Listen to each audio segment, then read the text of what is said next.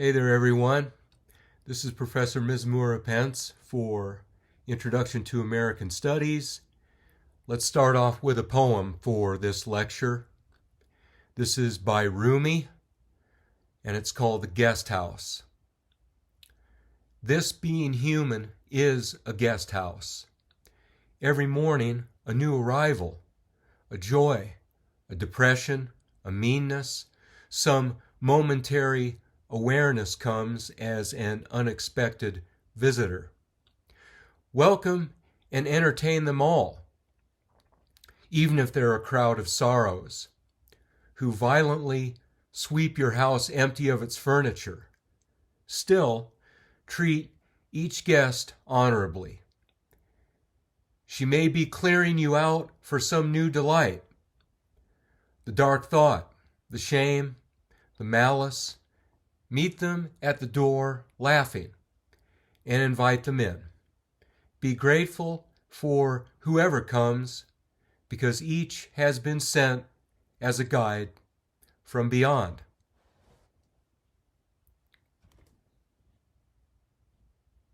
Go to the next slide. So this is the concluding lecture for Module 3. I needed to put this one on video rather than do it during the week so we could stay a little bit more caught up. I'm sorry I got behind with the lectures, but we will start Module 4 on Tuesday, April 4. And so this lecture covers some more of The Black Worker by W.E.B. DuBois, and also the material by Wilfred Codrington III, and mostly dealing with the second and third Reconstruction. All right? So we'll go to the next slide. All right, so when I left off in our previous lecture, which was on Thursday, March 30th, was just starting to talk about the particular type of historiography that W.E.B. DuBois did in Black Reconstruction, and you have an example of that with your article, The Black Worker. And DuBois was going against what was called redemptionist historiography. So the kind of history, scholarly history, written and published, lectured by members of professional historians in the United States. Okay, many of them got the Reconstruction era wrong, so Du Bois was set about correcting their misconceptions. So, in the redemptionist historiography, the forces of occupation that backed up Reconstruction, such as the Union military, that was rolled back. And also, this type of historiography featured attacks on post-war civil rights laws by the federal courts. This was presented as a positive thing in redemptionist historiography. So true to the descriptor there, redemptionist historiography, this type of historical scholarship was intended to redeem the South and save the nation from degradation and ruin.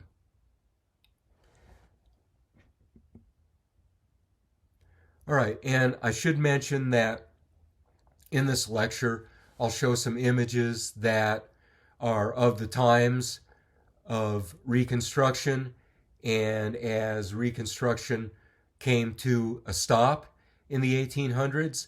So there are a number of pretty shocking images, and several of them use very racist imagery. So I wanted to present a warning on that, a trigger warning that it could be disturbing to view this, and I think most people would be disturbed by it. But I don't want to, take it lightly that some people might be especially upset by some of these images of that time. So one of those is coming up, and this is an image that was opposed to Reconstruction, that found fault with the Freedmen's Bureau.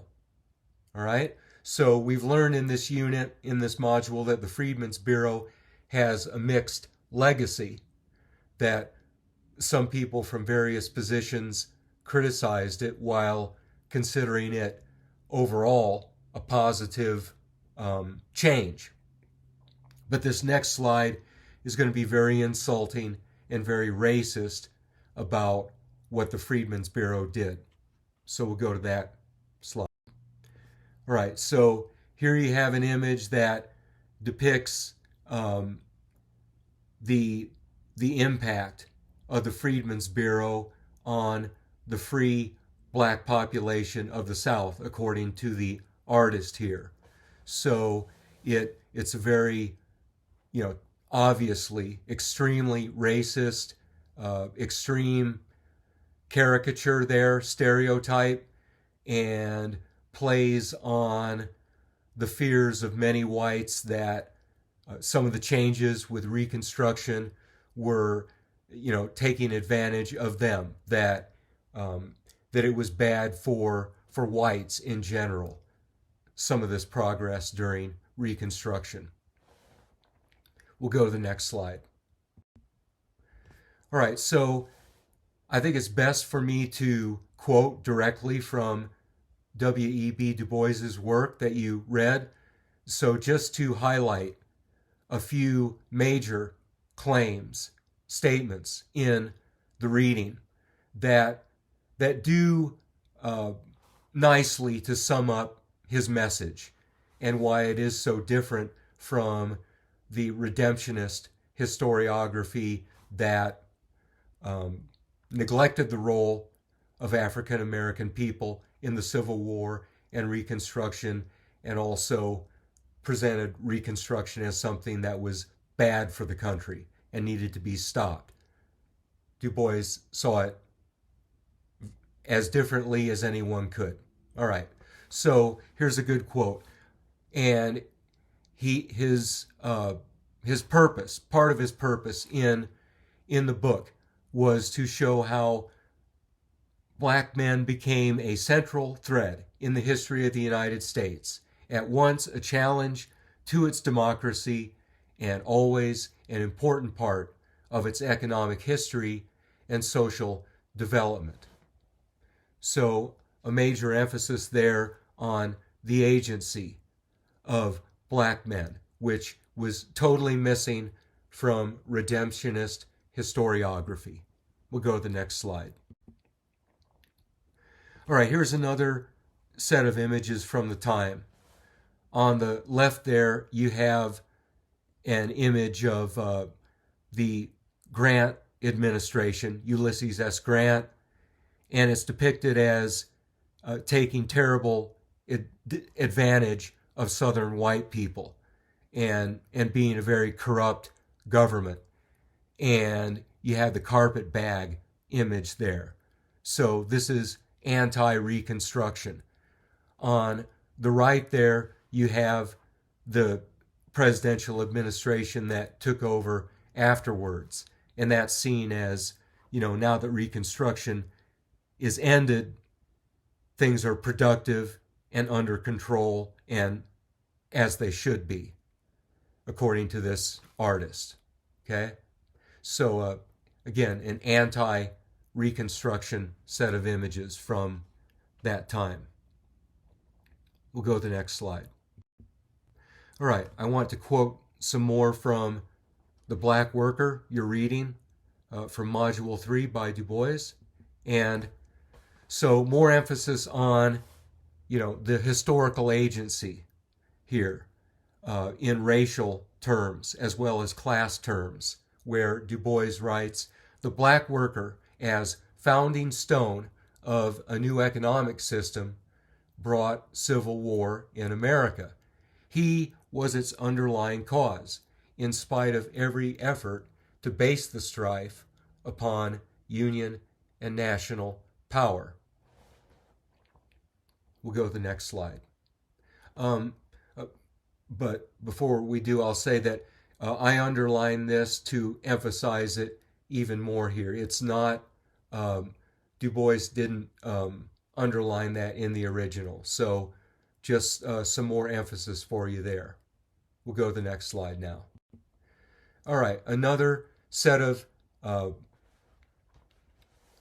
anti-Reconstruction images, much of it very racist. You can't see all of it well here, but the artist was using many racial slurs throughout this image here and depicting, the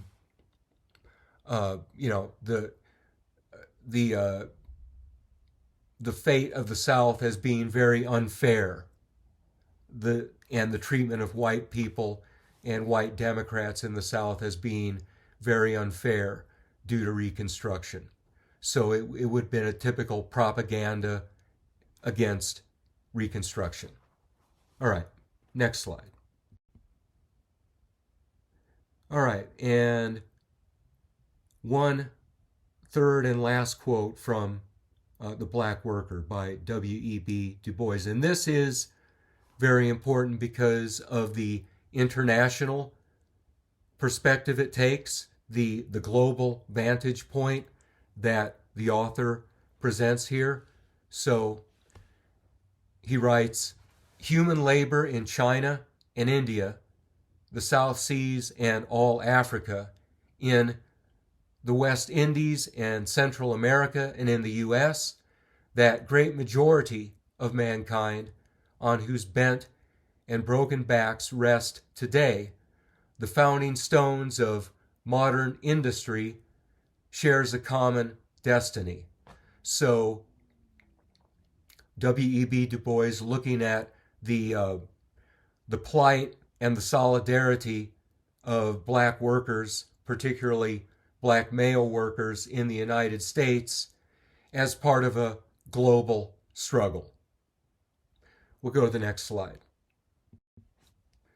So to stand back a little bit and to work with a concept that I am adapting from, I'll show you the source in a minute here, but looking at Reconstruction in metaphorical terms, the bloody ground of history. And so just some takeaway of how it has become common among people who work on Reconstruction in American studies and other fields tend to look at that era in U.S. history. That the reason Reconstruction was so contested and the reason that it still is contested is because it was essentially a decade-long referendum on what the Civil War actually meant. People were deciding, yes, what did that conflict signify in the short and long term? All right? It was still being decided at that time in a particularly volatile way, and of course, often violent way. So, questions such as who had actually won the Civil War, or what actually had won the Civil War? What kind of values or ideals, principles had won? These are huge questions, profound questions. They have very different answers depending on who has the power or the greater share of power. So this is adapted from a very good site on Reconstruction called facinghistory.org, and it offers some options, some teaching and learning options for sorting out Reconstruction and its legacy. We'll go to the next slide. Okay, so some other questions that had major relevance during Reconstruction and the bloody ground of history included: who is making the law? Who gets to shape relations between the races? Who influences ballot box access? All right, so who shapes how easy or not easy it is to exercise voting rights? Who gets to influence access to civil liberties? All right. So again, these were issues that were so volatile during Reconstruction. They remain so now. And as it says here, the very issues of Reconstruction, they remain contested eternally, you could say. All right, we'll go to the next slide. Oh, and again, it's from facinghistory.org. Okay? All right, so this is the end of my attention to W.E.B. DuBois's writing for the lecture part. Okay, and we'll go on to some other all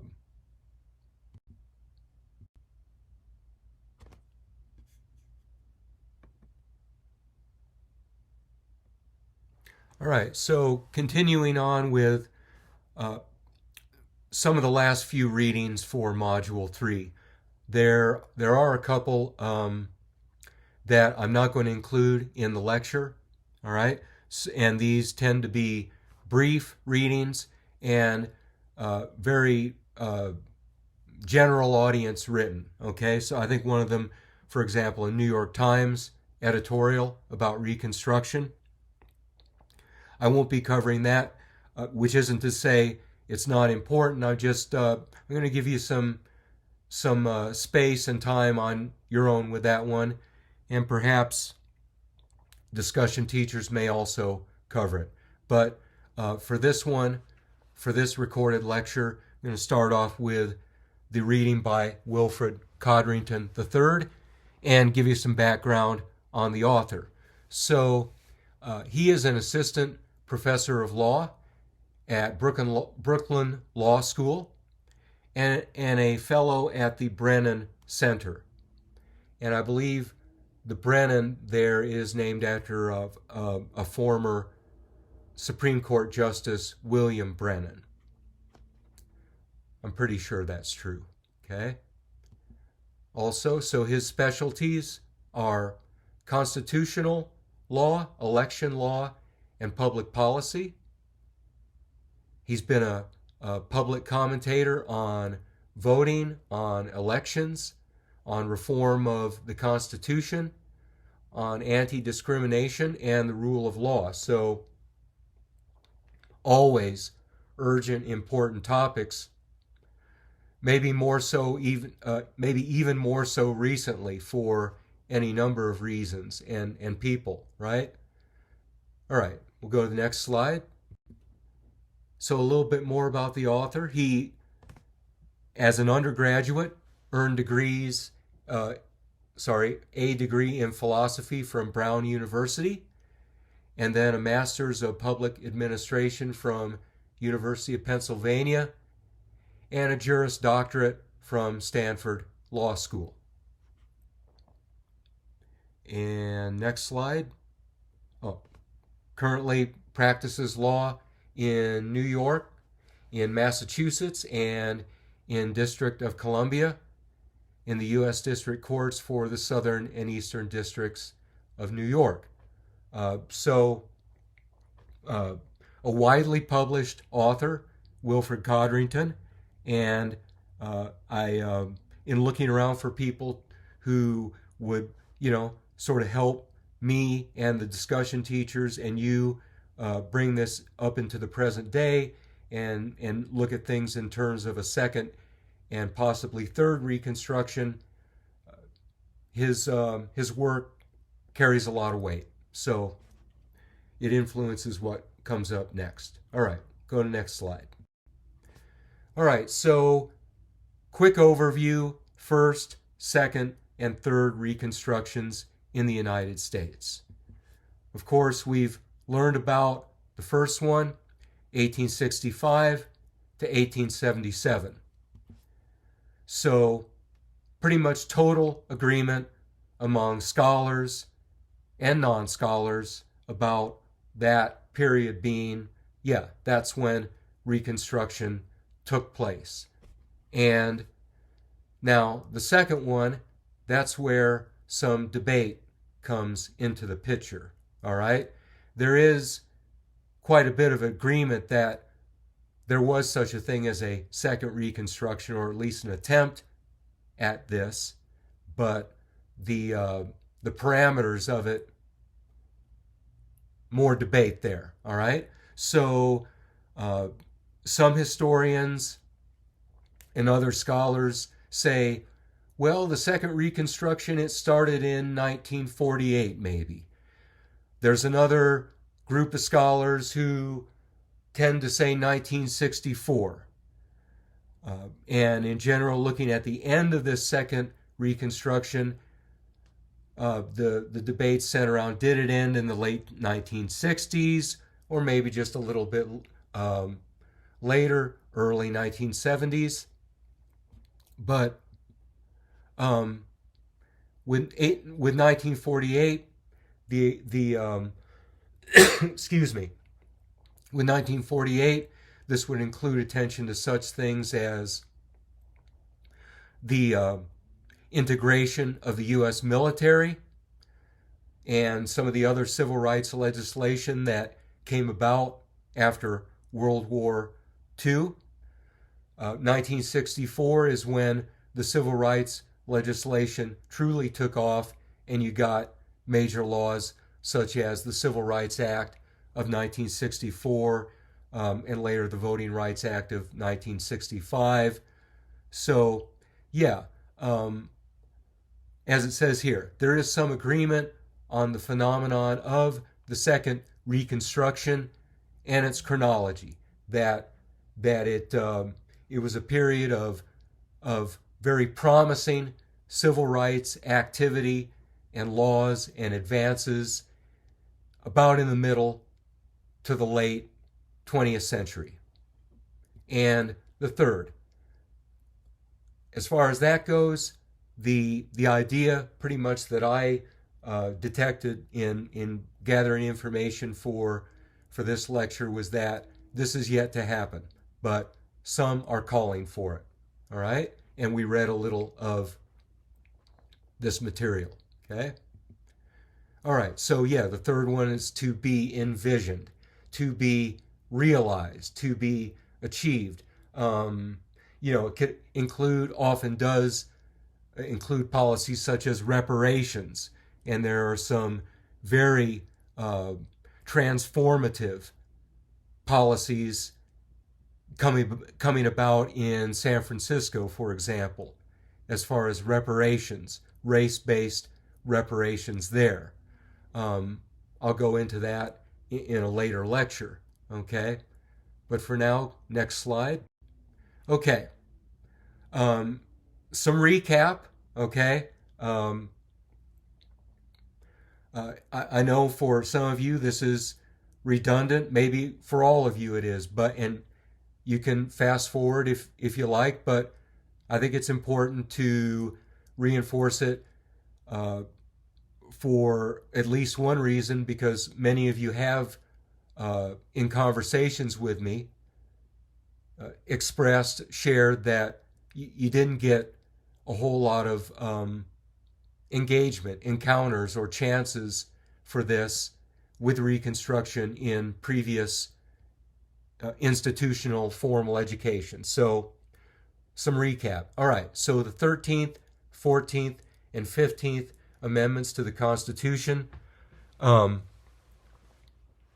and especially the 14th and 15th, known as the Reconstruction Amendments. But you could make a case that 13th should be in there too. All right? So please know about those. And that for many people, then and now, the Reconstruction after the Civil War, in which so many racial barriers were being broken down, and even some class ones, and many other promising changes. Some people saw it as the second founding of America. That this time America really was going to be a republic where there was a true level playing field, working field, citizenship field. That was coming with Reconstruction, and it got shut down. However, yeah, there was the economics of it were a problem. There was inadequate financial investment in facilitating economic agency among the freed black population at that time. The Compromise of 1877. This is something to know about. It's covered in some of our readings, right? But this was the political deal that meant that murdered Reconstruction, right? A strong word, but it's appropriate. And also there were Supreme Court decisions that dismantled key advances in the first Reconstruction. All right, some imagery here. So here you have in the upper left-hand corner Kenneth Clark, a psychologist who played a major role in some civil rights advances in the middle of the 20th century, related to the Brown versus Board of Education decision, and other issues too. Down below there you have people protesting against integration of public schools and saying that, holding signs saying that racial integration is communism, or that it's anti-Christian or anti-Christ. In the upper right corner you have, this is from the 1950s, you have Governor George Wallace of Alabama standing in the doorway of University of Alabama, I believe. If it's not the University of Alabama, it is a higher education institution in Alabama, that's for sure, okay? Standing there preventing the entrance of African American students to that institution, blocking them with his body. And down below there you have some attorneys from the NAACP celebrating victory in the Brown versus Board of Education Supreme Court decision. All right, we'll go to the next slide. All right, so the second Reconstruction, what were some of its features? So Codrington illustrates some of these for us. All right, as I said earlier, the desegregation of the U.S. military in 1948 was huge, and it, in many ways, it took the Great Depression and World War II to make that happen. And so President Truman saw to that, and then of course the huge Brown versus Board of Education decision, a turning point in this country, maybe in some ways globally, right? And the importance of the laws that President Lyndon Johnson, not Andrew Johnson, but in the early to mid to late 60s, President Johnson, a terrible experience with the Vietnam War, but very important laws, the Civil Rights Act of 1964, the Voting Rights Act of 1965, the so-called Great Society. This was Johnson's vision, his plan for a huge government set of programs, some of which are still around, such as Head Start and Job Corps, all right? Expansion of all sorts of rehabilitation services, educational services, the Great Society. So, yes, these are some of the reasons Codrington lays out there, and no doubt that this is some solid evidence that there was something very similar to the Reconstruction occurring in the mid-20th century. All right, so kind of a little change of subject here. Not entirely, but this is, excuse me, let me just grab some water here.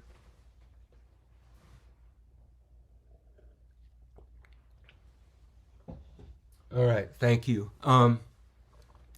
Now, Codrington and others also have called attention to the end of the Second Reconstruction.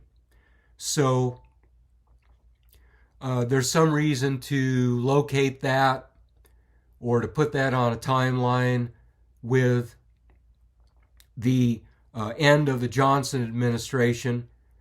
You know, very, a presidential administration that was very flawed in some ways, but very successful and important in others. And then which was succeeded by the administration of Richard Nixon and Spiro Agnew. Right. And so Richard Nixon, one of the things that he is still well known for is the war on drugs. And he didn't necessarily start it, but he gave it its biggest push in fairly recent times. And the where it took on, the scale that we know of as, the nationwide and the international war on drugs involving the United States and many other countries that, you could fill in the blanks, right? But certainly the United States is involved in it. And it's gone on for years, and there's widespread belief. You can check out various surveys that, and this is true among people of all sorts of political positions, Republican, Democrat, Libertarian, Green Party, etc., etc. Many no political party, independent, whatever. That the war on drugs has been a huge failure. That that it's been one of the things that has overpopulated the prisons, and that it's a mess that needs to be stopped and turned back. Various versions of that take are pretty prominent. All right, so one of the takes on the end of the Second Reconstruction is that the Nixon administration contributed to the end of it with the war on drugs. So that's where this story comes in, this news story. And this is based on an interview with a former advisor to Richard Nixon. So you see these two men. On the right there is former President Richard Nixon. And on the left-hand side of the image is one of his advisors, John Ehrlichman. Okay. So yeah, Ehrlichman, a top top advisor to Richard Nixon, a lawyer. But both men were lawyers, very common, right, among politicians. But in this interview, John Ehrlichman, as the headline says, stated that the war on drugs was designed to criminalize black people. We'll go to the next slide. This is a quotation from that interview. This interview was published in 1994. So I have to read a little bit here, so bear with me. All right. In a 1994 interview, Ehrlichman said, the Nixon campaign in 1968 and the Nixon White House after that had two enemies, the anti-war left and black people. We knew we couldn't make it illegal to be either against the war or black, but by getting the public to associate hippies with marijuana and blacks with heroin, then criminalizing both heavily, we could disrupt those communities. We could arrest their leaders, raid their homes, break up their meetings, and vilify them night after night on the evening news. Did we know we were lying about the drugs? Of course we did. Again, that's, word for word quotation, interview with John Ehrlichman, advisor to Richard Nixon, a person who helped strategize the war on drugs. Okay, but it's very important for me to point out that the war on drugs, regardless of who started it or is credited with starting it or blamed for starting it, that it continues still. Okay, so by Democratic Party presidents as well as Republican Party presidents. Okay, so yeah, it's continued since the Nixon White House, right? Go to the next slide. All right, so this is a fairly recent photo of the George Floyd protests. And so the reason I included this is because there are at least a couple reasons. First is because it's relevant to visions for a third Reconstruction. Another reason is simply because to have a lecture like this, a module like this, and it's necessary in so many ways to acknowledge the impact of this, the terrible tragedy that befell George Floyd and the protests that followed almost 3 years ago. So this is something that the consequences of it will remain, right, and will resonate. We'll go to the next slide. All right, so Codrington wrote his article in the context of the George Floyd protests, and so the immediate context of it also includes, the shift from President Barack Obama to President Donald Trump. Some people saw that as, this had a big impact on how Codrington sees things, right? And also, world-changing events like the COVID-19 pandemic and the George Floyd murder and protests, had such a disproportionate impact on communities of color in that year.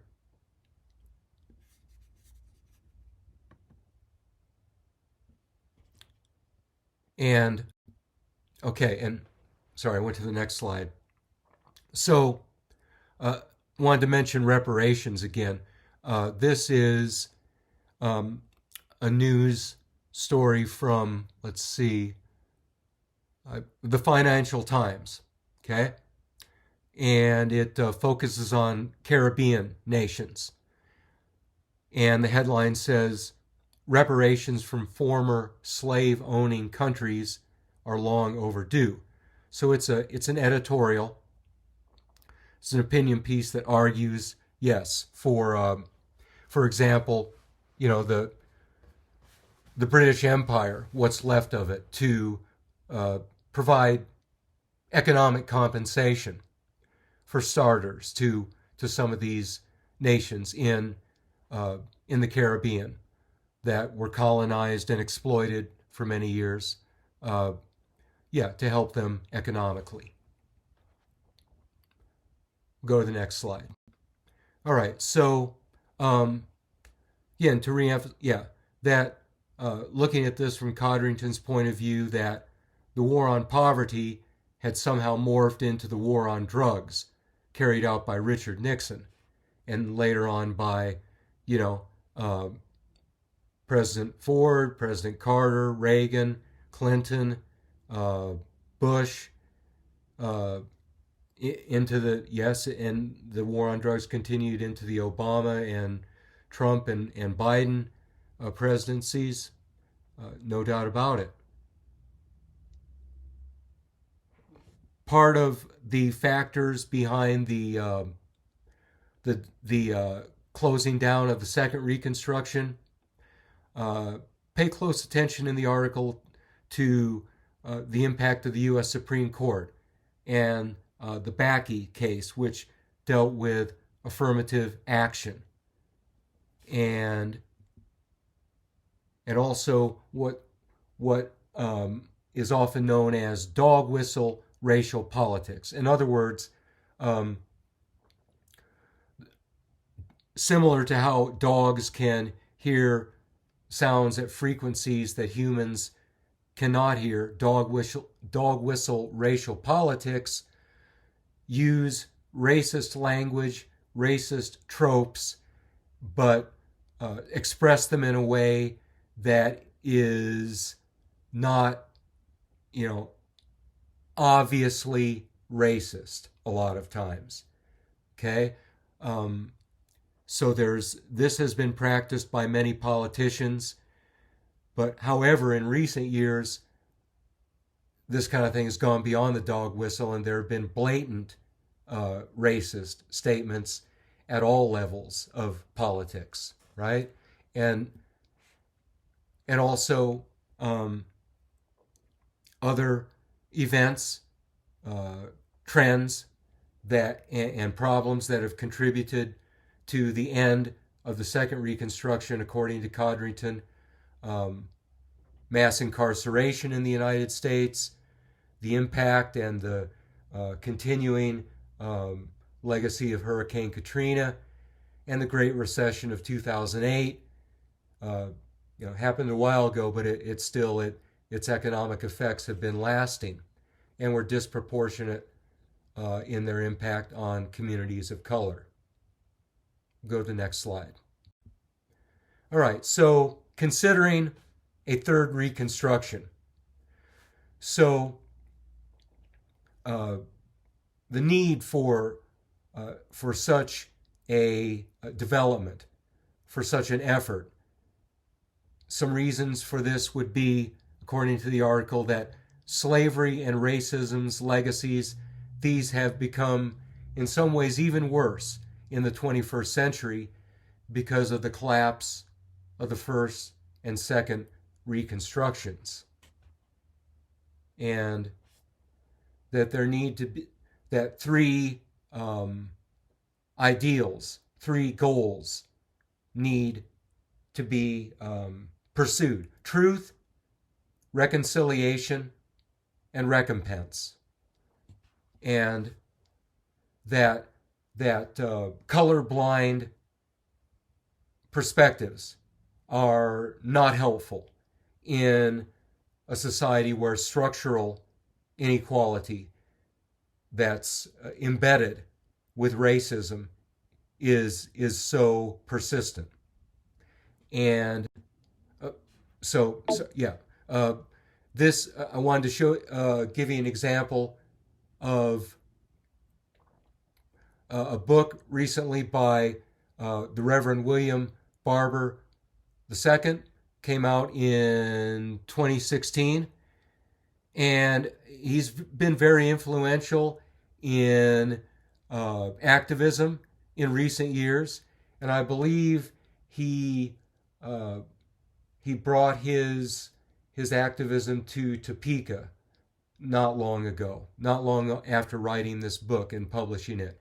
But as an example of a perspective on this that continues in some of the traditions of Dr. King, with bringing together religion and social justice and civil rights. The book is called The Third Reconstruction, Moral Mondays, Fusion Politics, and the Rise of a New Justice Movement. The Reverend Dr. William Barber, this was 2016. Okay? All right. So some more on, right, let's say that, there needs to be a third Reconstruction. What's required for that to be successful, and perhaps to avoid the problems that stopped the first two? So, according to Codrington, a criminal justice and voting reforms that could transform the United States from the world's leading carceral state into a truly multiracial democracy. So, the underline here, wanted to emphasize those issues. They have, in recent years, more and more attention, right? Not just during election years. Access to the ballot, and also the carceral state, the predominance of, in addition to all the prisons, other institutions that operate similarly to prisons. We'll go to the next slide. Also, a few more points from the article, that in order for a third Reconstruction to be successful, what would need to be considered would be direct investments in Black communities, a guarantee of stable housing, universal health care, high-quality education, necessities for achieving a more inclusive economy, greater wealth parity. And then to close, whatever its shape, a third Reconstruction must rekindle the aspiration of a nation molded in the ideal of perfect equality, understanding that thinking big and going big too is the way toward a more perfect union. So Codrington, really invoking the tradition of key writings, key statements in various freedom struggles throughout the history of this nation and the West and throughout the world. So that ends the lectures for Module 3. Thank you so much for being a great audience and for watching and listening. Bye-bye.